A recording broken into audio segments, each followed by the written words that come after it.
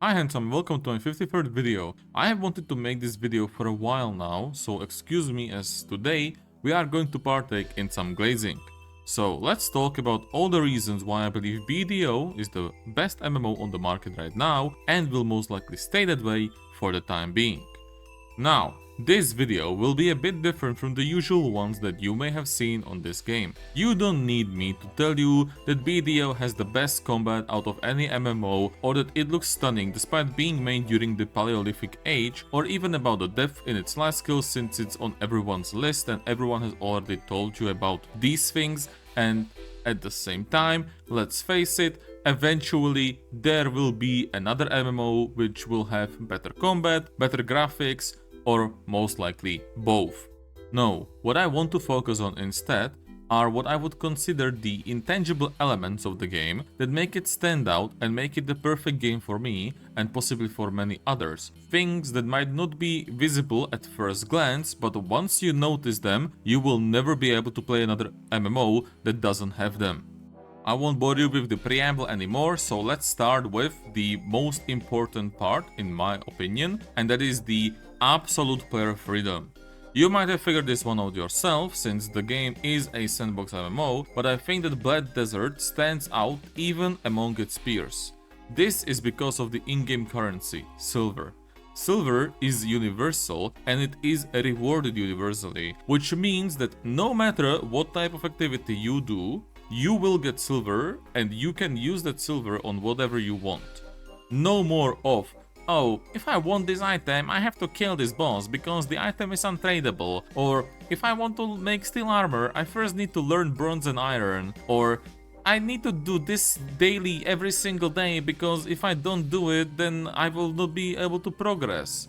Yes, some of these elements still exist. I suppose you cannot make a game without anything like that, but it is, in my opinion, way less intrusive in BDO than in any other MMO that I have played.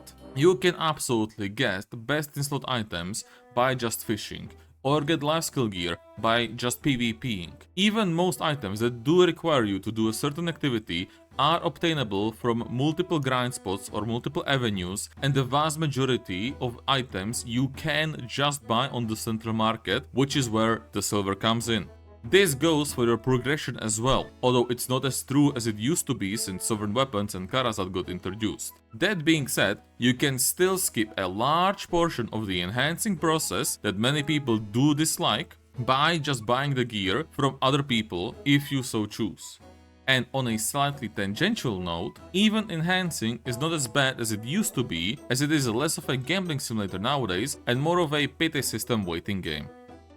What makes this so great is that it means that older systems and places do not get invalidated as fast as other games, if at all. It's not like in theme park MMOs, where older bosses and older raids get completely forgotten about unless they drop a mount or some other cosmetic. You can do content that is 2, 4, even 6 or more years old, and in many cases it will still be at least viable for your progression. Of course, if all you care about is efficiency, then there are always going to be spots that are better than others, but in my opinion, progressing 10 or 20% slower on older content is still much better than not progressing at all, which is the case in many other MMOs. My second point is largely connected to the first one, and I have already kind of mentioned it, and that is that BDO has very little time-gated content. This is, for me, probably even a little bit more important on this list than the previous points, because it is the reason why I end up quitting basically every other MMO that I have played before BDO. Time-gated content, if you don't know, are your dailies and weeklies, your raid logouts, or just overall artificial limits that are put on your playtime, and they basically stop you from progressing further until the game tells you that it's okay to do so. I think that the most egregious example of this is found in FF14, which is the MMO that I used to main directly before switching to BDO. In FF14, you had a limited amount of tombstones, which was the main currency to unlock endgame gear besides just raids, which was limited to 450 tombstones per week. What happened to me every single week was that I either reached the limit of the tombstones and I wanted to play the game more, but was not getting rewarded whatsoever for the extra playtime, and it felt completely pointless to keep playing the game past that point, or, and this was the worst case scenario, I didn't play the game enough in a given week and I either had to rush to get the 450 tombstone in the last day, or even sometimes the last couple hours before the reset, or I would miss out on the limit entirely and now ended up feeling permanently behind everyone else with absolutely zero way of catching up even if I played more the next week than everyone else.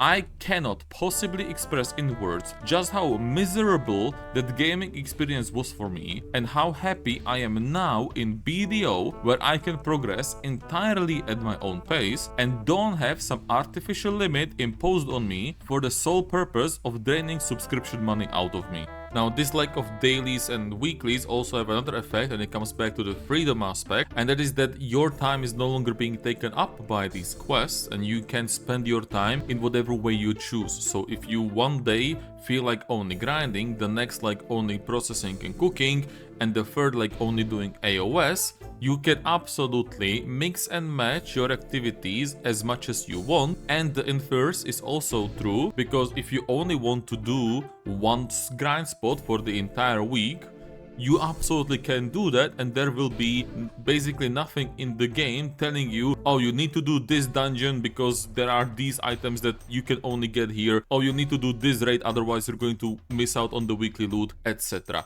So I think that's another great benefit to not having this honestly archaic by this point weekly and daily quest structure. And I will just quickly piggyback off of this last point, because this is to me why BDO is surprisingly casual friendly. Not in the sense that it's easy to pick up and understand, because it absolutely isn't that, but in the way that it rewards you for the time spent in the game equally, no matter what. This also makes every player's progression through the game entirely personal, because it's not based on new content releases or where the rest of the players are in relation to you. It's all about your own journey through the game. This also means that the game allows you to do some crazy self-made challenges and or set up crazy goals. For example, my own challenge is to make 1 million of every single meal in the game without using the central market to buy the ingredients. But many people have done Iron Man runs which made their way over here from RuneScape, pacifist playthroughs, or even the hardcore rules that Fake Uni made a while back. And everyone has a different goal, whether it's reaching 800 gear score, getting guru in every life skill, 1 million of every trash loot from every grind spot, or number 1 in the AOS leaderboards. And this leads to yet another point, which I admit can be a bit negative for some people, and that's the lack of reliance on other people. This is maybe not the best way to name it, but what I mean is that you don't need to do raids with groups of people to get gear or to progress. The game has what I would loosely call raids in the form of the boss blitz, which is very similar to FF14 raids and trials in that it's just a boss in a room with no ads, and unlike that game, it once again only drops silver and items that can be sold for silver instead of special gear or gear that would only drop from displays. Now, the reason why I believe it's good that you are not reliant on people is twofold. First, it removes the feeling like you are being held back, like you are wasting your time because little Timmy over there forgot that he's not playing Phoenix from Valorant and fire deals damage to him. And second is the absolute inverse of that, so if you are the little Timmy, you don't have to deal with grown men calling you gamer words because you failed a mechanic twice in a row. Overall, it just means less drama in your day-to-day gaming experience. Of course, if all you want to do is play BDO with your friends and whatnot, then the game is definitely lacking in that content, and I would like to see more group grind spots, such as the Dekia Upper Gyfin and Mirumok that Perlabis promised like a year ago by now, but they do seem to be satisfied with their group content output as of late, so we might simply have to wait a little bit longer. Next up, we have something that's a little bit controversial, and that is the open world PvP in this game. This is mostly aimed at the people who have heard of or even tried BDO in the past and decided to not play it because they were afraid of getting hunted down by an overgeared veteran player with too much time on their hands. Thankfully for you, if you are one of these people, that doesn't happen anymore. It's almost 2 years now that Perlebis changed their opinion on what open world PvP should look like, which means that getting killed by a red player today is like finding a snowflake in the desert. Despite this being disliked by the open world PvP community at the time, this was without a doubt the best change the game has done to attract new and returning players, because it removes that feeling of frustration and not knowing what to do when someone like this shows up next to you and just farms your ass over and over. Don't get me wrong, open world PvP still exists, but it is in large part confined to the PvP only servers known as Arsha, the way that it in my opinion should be. This goes back to my first point about player freedom, because if you don't want to PvP, you don't have to, and vice versa. And no, open world PvP isn't dead, as many people might tell you, it's just less common. Finally, let's talk about the updates. BDO is doing something unprecedented not only in MMOs, but in video games as a whole. It gets updates almost every single week. These updates can be something smaller, like a quality of life or some balance changes, but it can also be something large, like adding new systems, new items, or even new content. There is also a new event or events almost every week, and these events do repeat over time and don't have any event exclusive items like you might find in some other games. So there is very little fear of missing out if you do end up not playing during the time.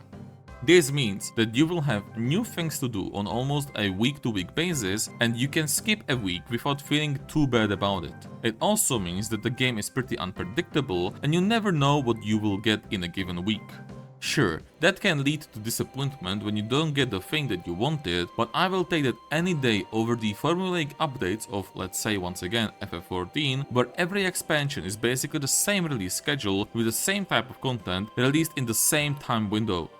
And since BDO is a sandbox MMO, you don't get as much content drought like you do with other theme park MMOs, where you have to wait several months at a time for a new raid to drop.